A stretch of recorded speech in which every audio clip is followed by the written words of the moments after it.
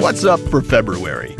Jupiter makes its exit, Venus at peak brightness, and the star-forming cloud next door.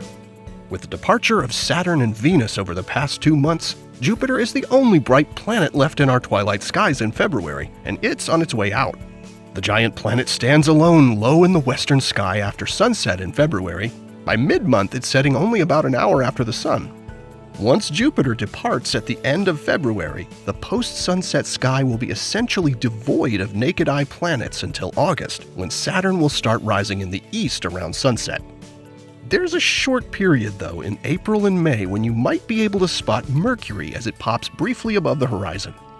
You'd have to go back 4 years to March of 2018 to find twilight skies with no bright planets. So catch Jupiter before it's gone, and look for it to become a morning planet in April.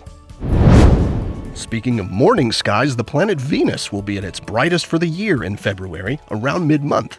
It rises with Mars around 4 a.m. and is visible low in the southeast until sunrise. Venus is the brightest of all the planets in our solar system because of the highly reflective clouds that completely cover its globe. But its brightness in our skies varies depending on how far it is from Earth and on its phase. Turns out Venus is brightest not when it's closest to Earth, but when it's almost at its closest and still shows us a large, bright crescent phase. So enjoy the crescent Venus that is the planet at its brightest, and look for Venus to form a trio with the Moon and Mars on the morning of February 26th. February is a perfect time to enjoy one of the most popular and well-studied sights in the night sky, the Great Nebula in Orion.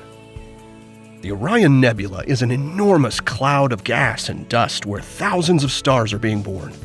In fact, it's the nearest large star-forming region to our solar system and around 1,500 light-years away. The bright central region of the Orion Nebula is a giant cavity in the cloud, being carved out by the intense ultraviolet light from a handful of extremely massive young stars. Finding the Orion Nebula is easy in February, as the constellation Orion will be high in the south around 8 or 9 p.m. Look for the 3 stars of the Hunter's Belt, and then find the stars that hang below it, forming Orion's Sword. In the center of this line of stars is one that looks kind of fuzzy. That's the nebula. It's visible to the unaided eye under relatively dark skies and is easily seen with binoculars as a faint haze. And through a telescope, it's a sight you'll never forget. Here are the phases of the Moon for February. Stay up to date with all of NASA's missions to explore the solar system and beyond at nasa.gov.